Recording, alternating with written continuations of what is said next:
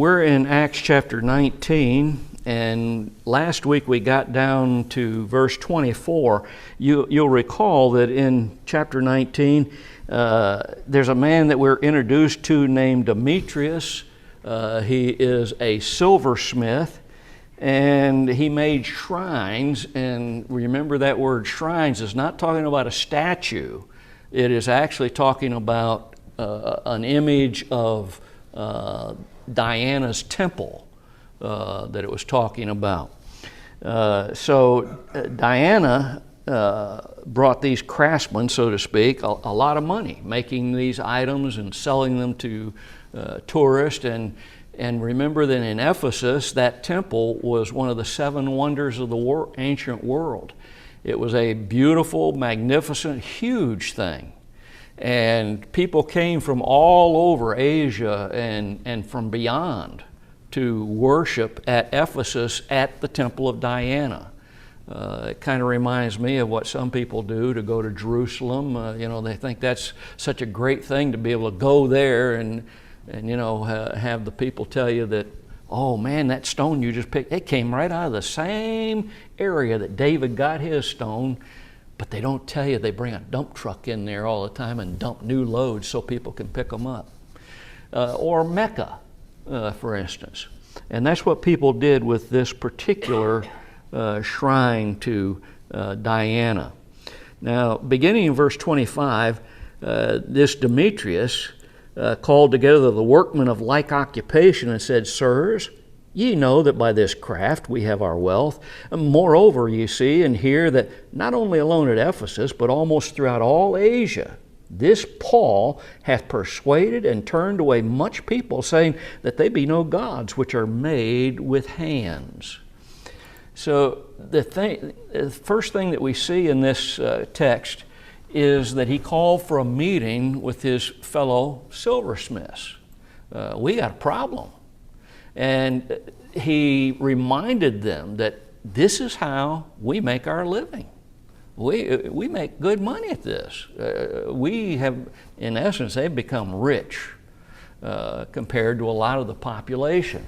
But that's how we make our money. And we, this is obviously Paul's teaching had caused a really big dent in the shrines being sold. These images that they made being sold. Because think of it this way. If somebody were saying something that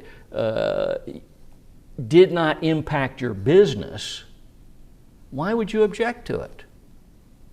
Obviously, from the context, we can draw the conclusion that Paul's teaching was really impacting their sales. So they saw the effect that Paul's preaching was having, and notice they saw it was happening everywhere. It wasn't alone, not alone at Ephesus, he said. It almost throughout all Asia. Now remember, Turkey was what we call Asia Minor. It was called Asia in that time, and it wasn't just Turkey. It was other nations around them that were considered part of Asia, or Asia Minor as we call it today.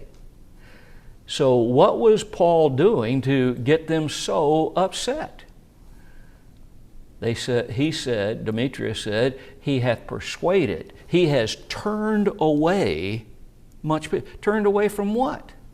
Diana, the temple. Consider the testimony that these idol worshipers were making about Paul. Sometimes some of the best compliments we can get are from our enemies. These people were Paul's enemies. They were enemies of the truth. They were enemies of Christianity. Therefore, they were enemies of God. But notice what they said. They're showing how successful Paul had been in preaching Christianity, Jesus Christ. They understand. This man has done a lot. But what specifically had Paul taught that they really got bent out of shape about? They be no gods which are made with hands. I make these little silver shrines and I sell them to the people who come to worship Diana. You see the point? Isaiah gave a pretty good description. Sometime you get a chance, read Isaiah chapter 44, beginning with verse 9 through about 17, I think, or 18, somewhere in there. But part of what he talked about is they don't see. You know, even if he had been making, and he probably made some, little statues of Diana or Artemis, depending on which one you call him, or this goddess. He probably made some of those. Imagine setting that on your shelf and going and talk to it, as if it can help you, as if it can hear. He said they see not. They have no knowledge. They're made by man's hands, and therefore, he says they're profitable for nothing. And he's right. Now, I saw another writer that wrote about idols made out of wood. And I think if I remember correctly, there's one of the descriptions in the scriptures about that, but made out of wood. And what does he do? He goes out and he cuts a tree down. Well, he cuts a certain part of it out, and I'm paraphrasing on this, and he makes a god out of that, and then he takes the scraps and the wood chiselings and the rest of the wood and burns it to cook his meal. Well, that's a little good for something, isn't it?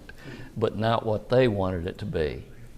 It might also be noticed that Demetrius did not mention all of the evil brought about by the worship of Diana. They had over 1,000 women prostitutes who gave themselves to people, and that supported the temple.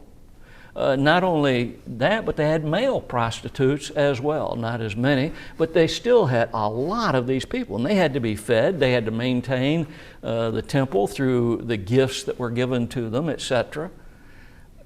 What about that evil? And anywhere where prostitution is legalized, their crime associates with things like that. Alcohol, the consumption of alcohol. Crime falls around those places. Gambling.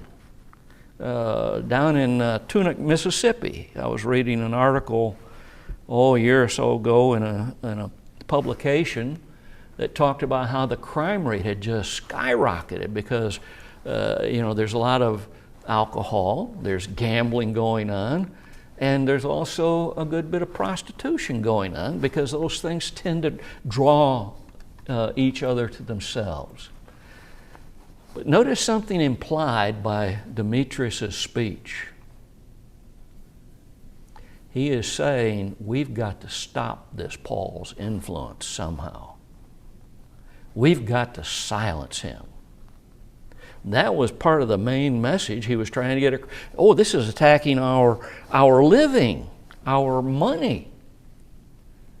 Well, what do we have to do? We got to stop Paul. We got to stop this. I like something that Roper said about Demetrius. He said Demetrius was not as concerned about his prayer book as he was his pocketbook. Now notice in the arguments that are going to follow, he says, this is attacking Diana. This is going to cause a problem for the worshipers of Diana, not just themselves. And he was right. Consider something here about teaching before we move on. I want to notice something that Paul did. He didn't come in there and apparently he wasn't saying, in his preaching say, this old Diana and degrading and mocking her and all of this stuff. He didn't do that. He didn't come in mocking the shrines. He did not specifically specify the worship of Diana or her temple. He simply taught the truth. They be no gods which are made by hands. Is there something maybe we can learn from that? Now, I want you to notice something. Paul didn't call names. He didn't have to. All he had to do was say, in this huge idolatrous situation, it's not a god if it's made by hands. And they got the point. Now, let's be careful. It was not that Paul was afraid to call names, because he knew sometimes it was necessary to call names. For instance, in 2 Timothy 4 and verse 14, he said, Alexander the coppersmith did me much evil. And then notice what he said. The Lord reward him according to his work. So he knew there was indeed a time to call names. There were times when he talked about the Jews in such a way to denigrate them.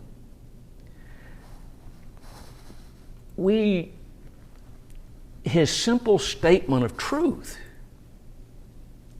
idolatry can't be right. How can something be a god that you formed with your own hands? I think something that I've not always done well with. I've done too many times, called names when I probably shouldn't have. Both are necessary. There is time to do both. And wisdom is needed when we're sitting down talking to somebody. Years ago, Jenny and I got accused of telling a couple we were trying to convert that we had said their mom and daddy were going to hell. That's not something you want to tell somebody.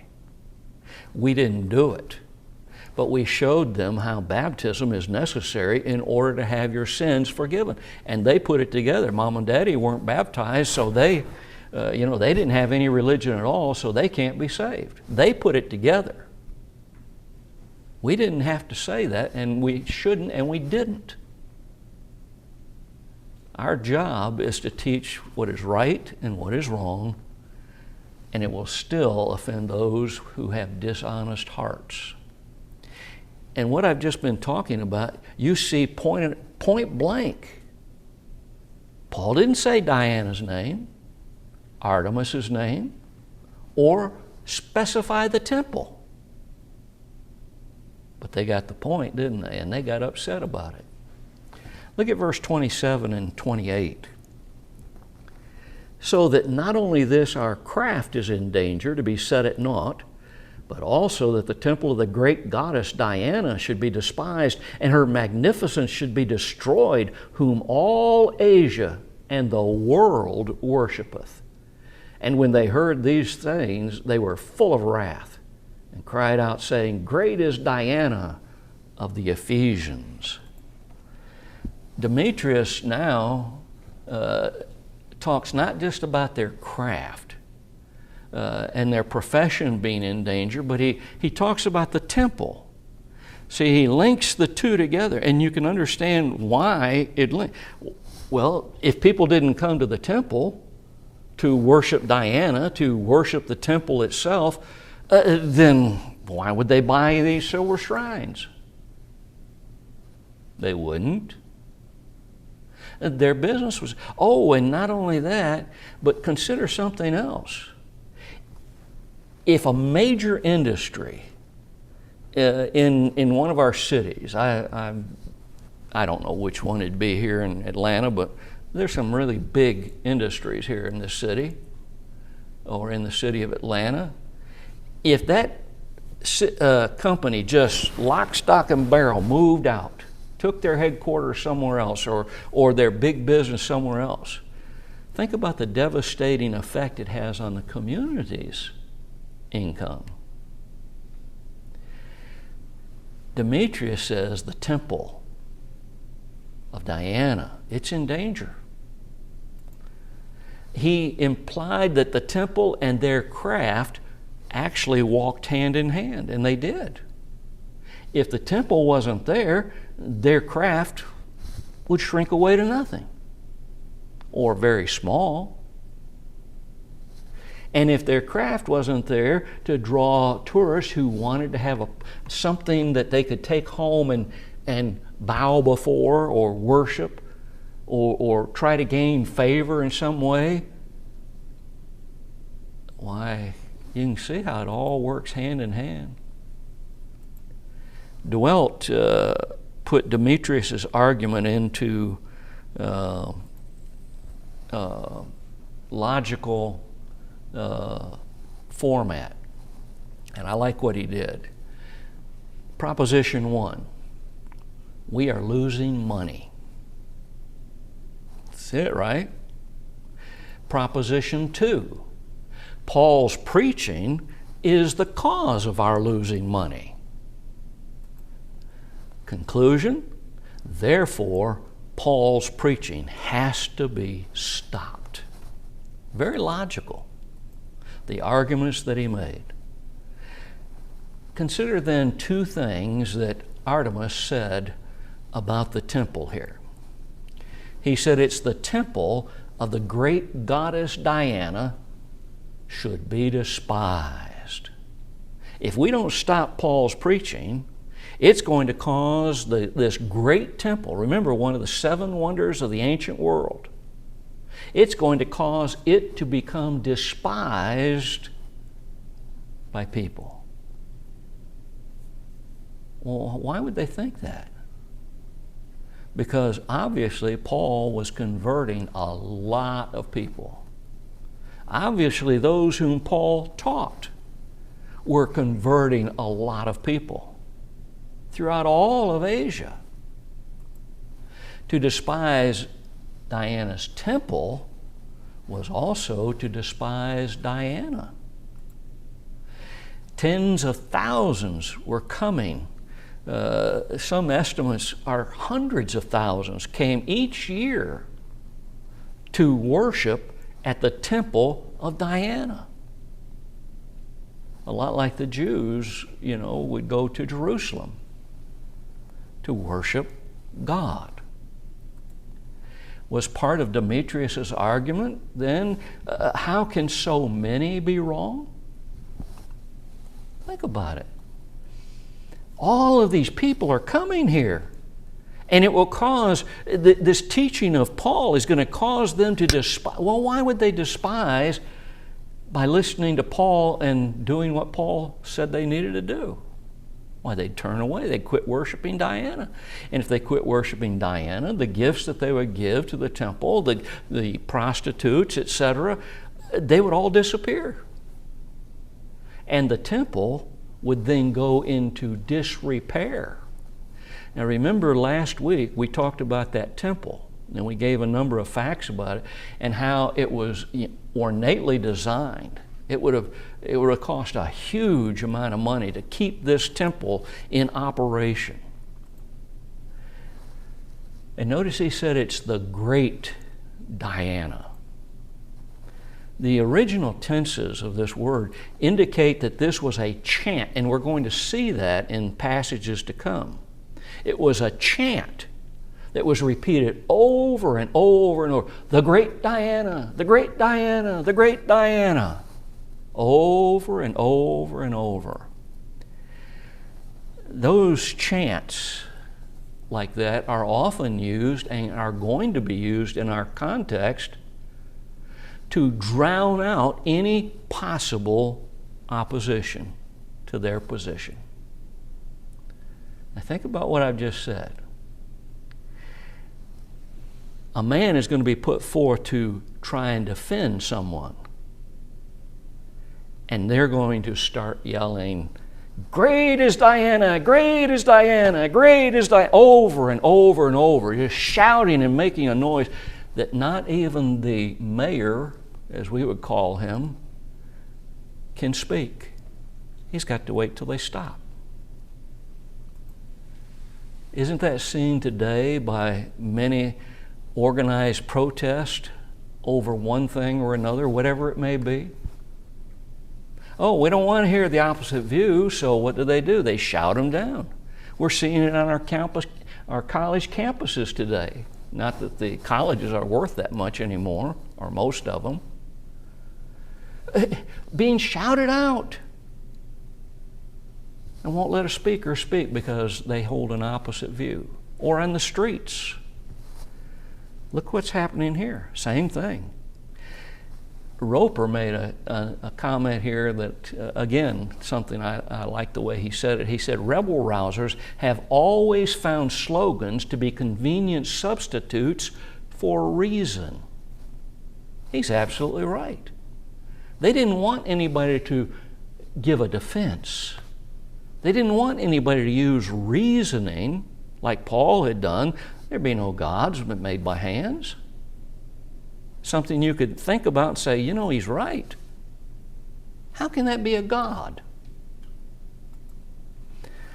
Her magnificence, he went on to say, should be destroyed. Diana's temple, all of the magnificence of this temple could be destroyed. How? By falling into disrepair because the funds aren't coming in anymore. People have stopped going there. They've stopped bringing their gifts. You know, the building itself wasn't in any danger at that time of being torn down. It wasn't. There wasn't an army coming in and tearing everything up like the Romans did in AD 70 to Rome or Jerusalem. Jesus' prophecy came true, didn't it? Not one stone of the temple left setting on another. Not one. And one of the interesting things to me about that is, again, that temple, Herod's temple, was considered one of the ancient wonders of the world. And when Titus took over the Roman army so that Vespasian could go back to Rome, who initially attacked Jerusalem, so that he could become emperor, Titus was put in charge of the army, and Titus gave the order, do not destroy the temple. But God said it was going to be destroyed, and his soldiers went crazy and burned it down. Knocked all the stones down. Why?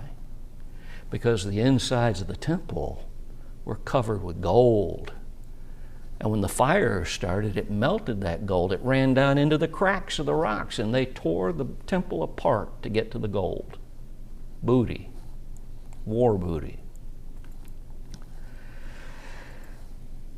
Whom all Asia and the world worshipeth. Obvious this is exaggeration, but it does show us something. The worship of Diana or Artemis or some of the other names that the goddess of fertility was known by in those times, it wasn't a local phenomenon.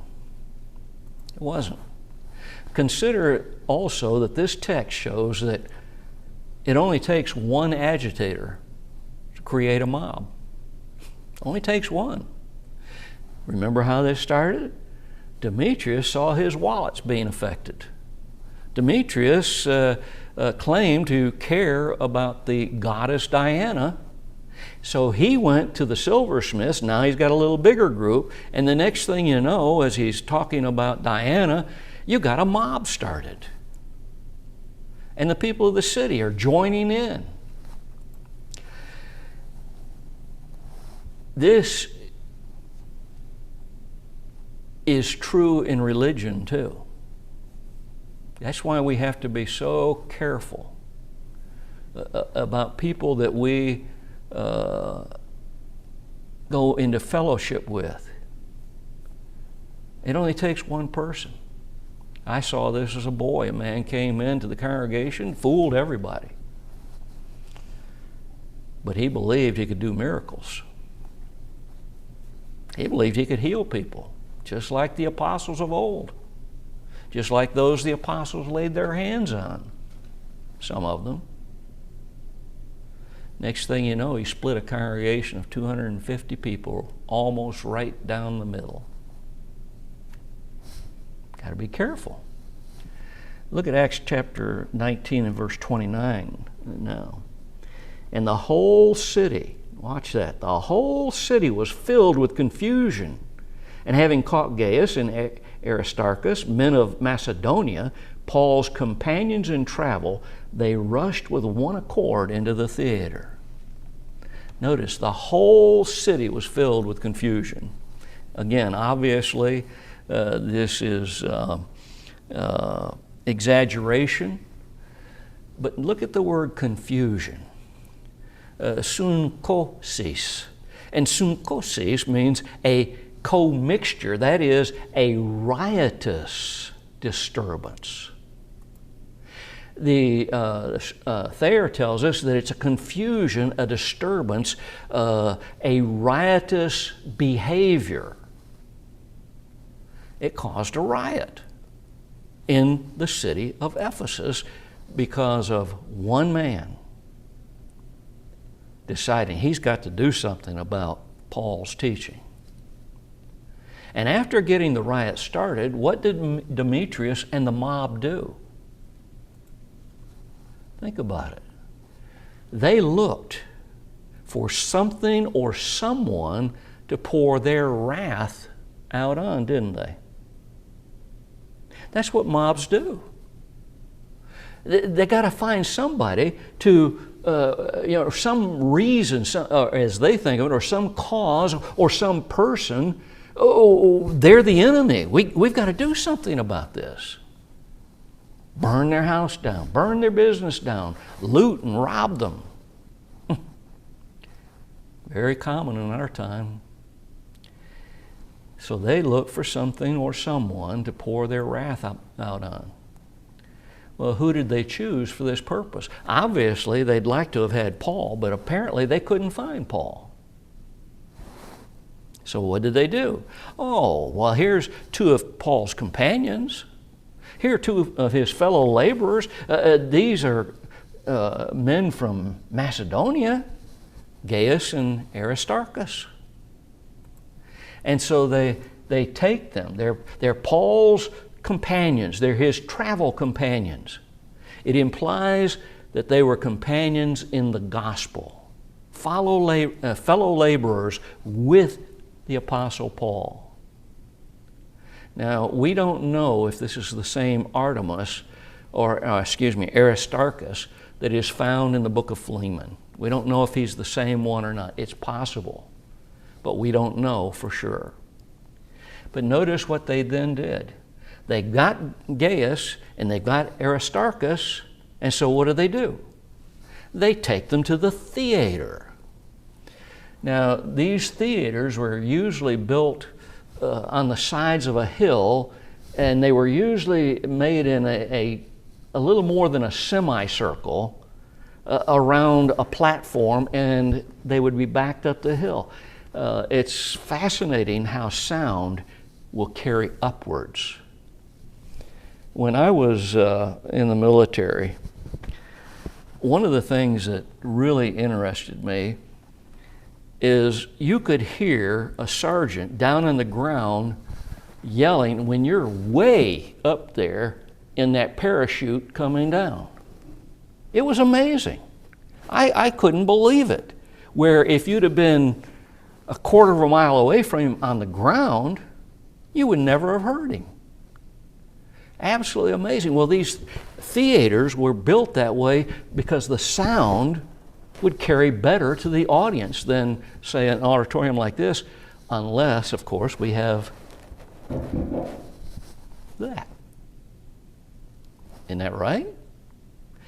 You know, most of our church buildings years and years ago were built that way, so that the seating went down toward the pulpit, the platform, so to speak.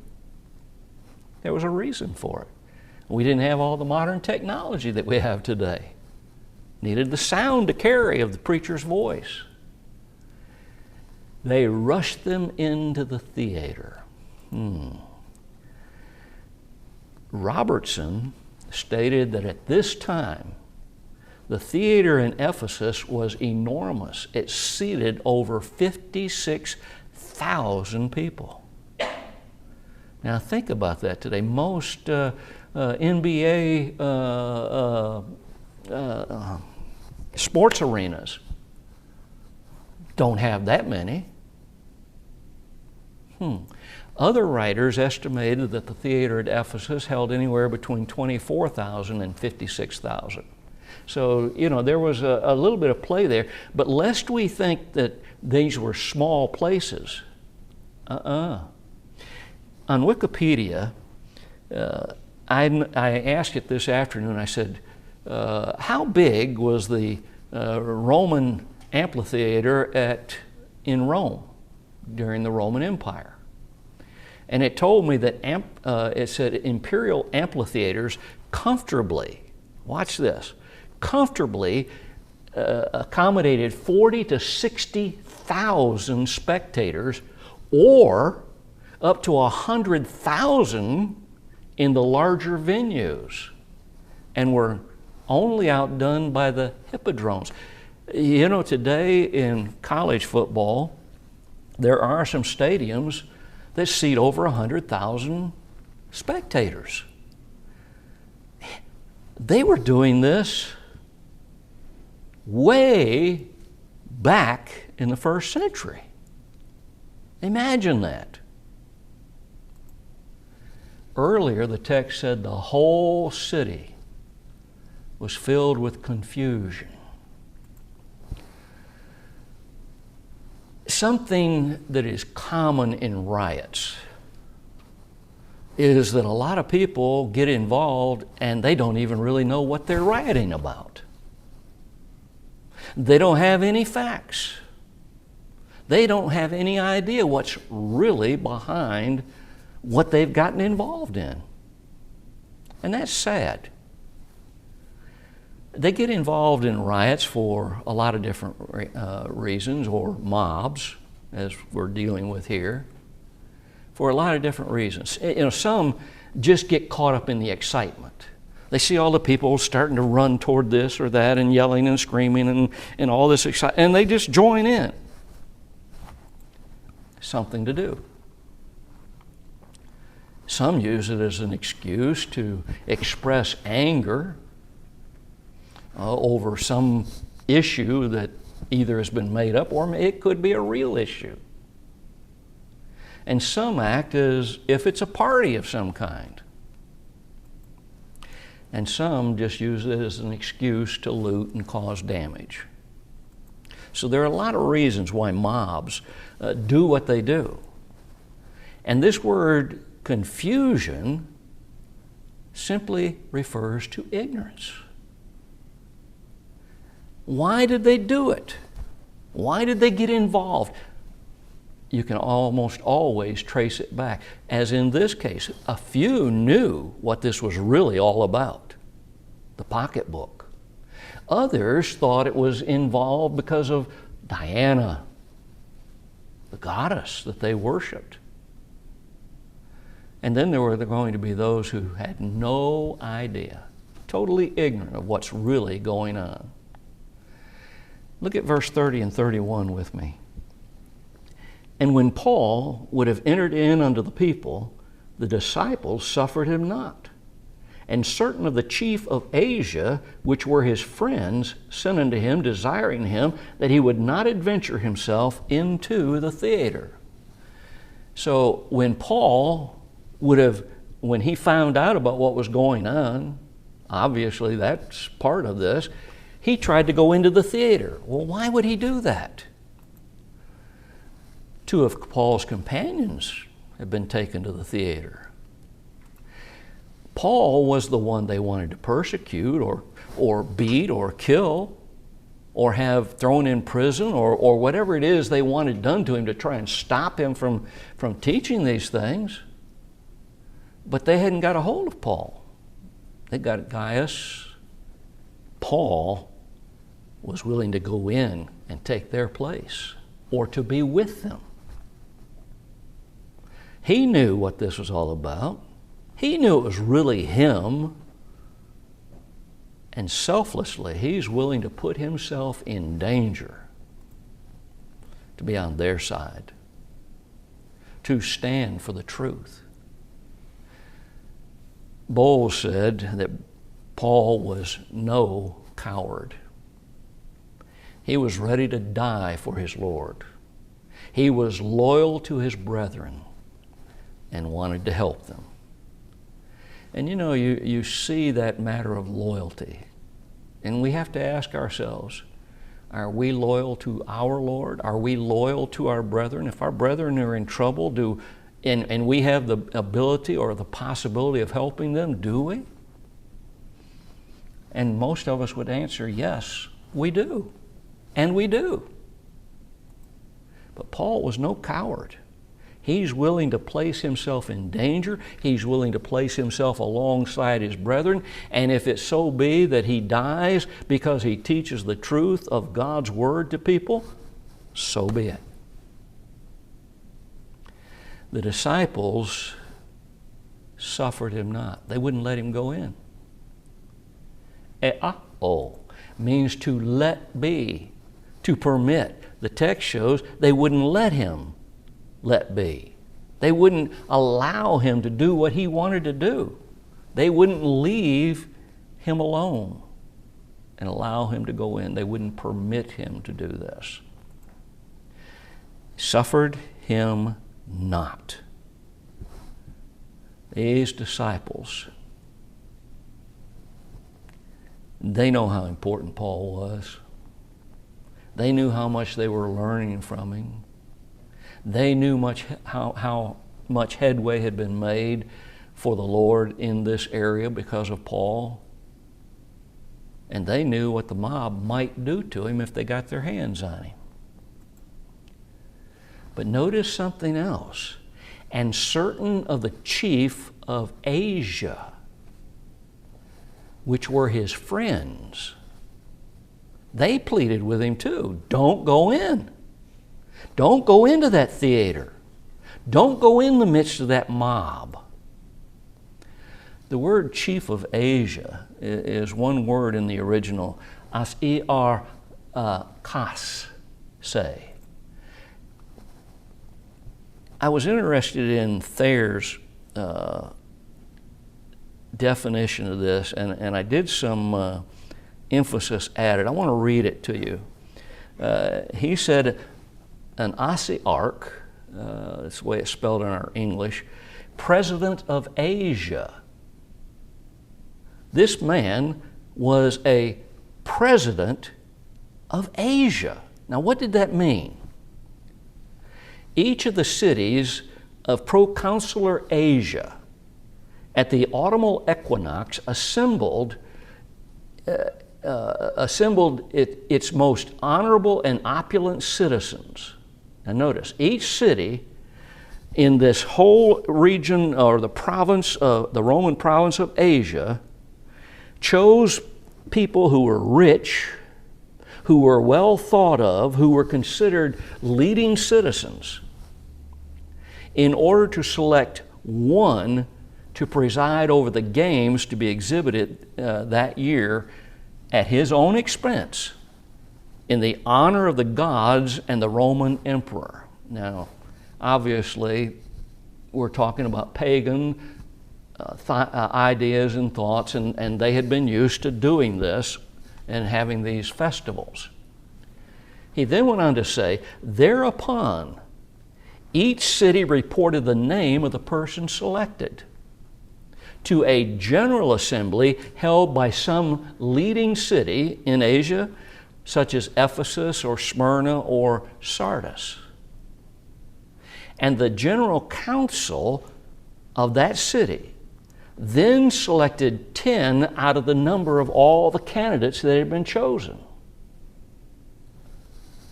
And these 10, out of them, one was chosen to be over the other 9.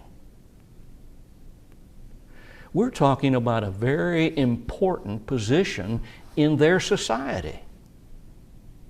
Paul had made friends with some of these leading men, some of these very important people in their societies. Now, let's consider a couple of things about this.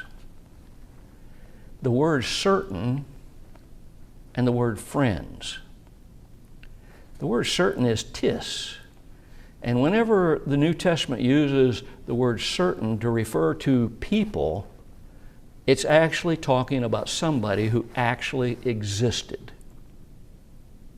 What does that do to the so-called parable of the rich man and Lazarus? A certain rich man. Jesus used a real example. The word friends comes from philos, and philos refers to a group that has been made up to do something of a very prominent nature. So it tells us that Paul had made inroads into the very elite class of people. Have you ever thought about Paul from this standpoint? We remember that when Paul was chosen by the Lord to lead the way among the Gentiles, what did he tell Paul? Didn't it, you're going to speak before kings, people of authority, Gentiles?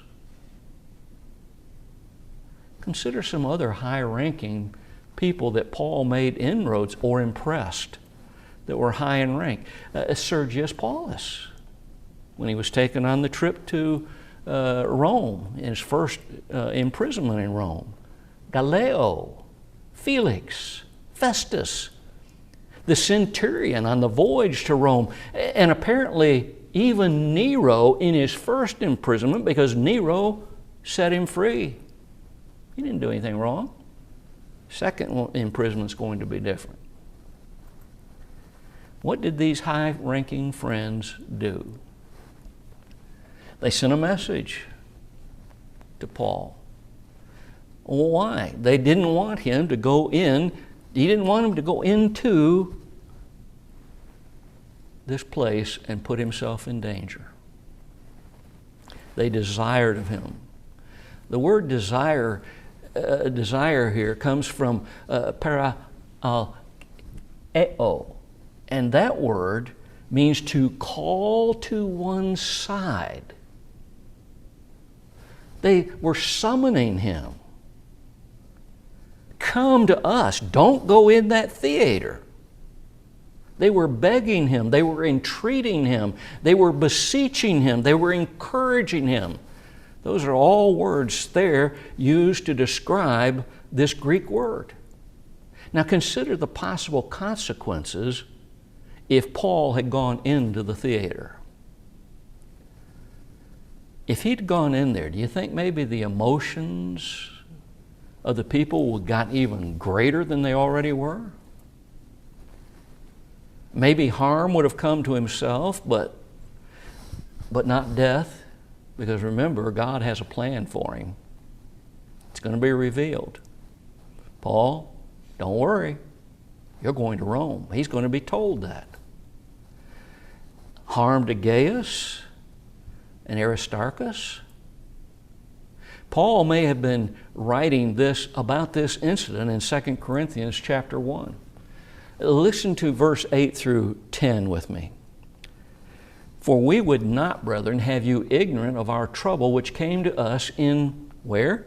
Asia. That we were pressed out of measure, above strength, insomuch that we despaired even of life. Above strength, insomuch that we despaired even of life, but we had the sentence of death in ourselves, that we should not trust in ourselves, but in God which raiseth the dead, who delivered us from so great a death, and doth deliver, in whom we trust that he will yet deliver us. It's possible he was actually writing about this particular time that we're studying in the book of Acts. Let's come back next week and we'll pick up with verse 32.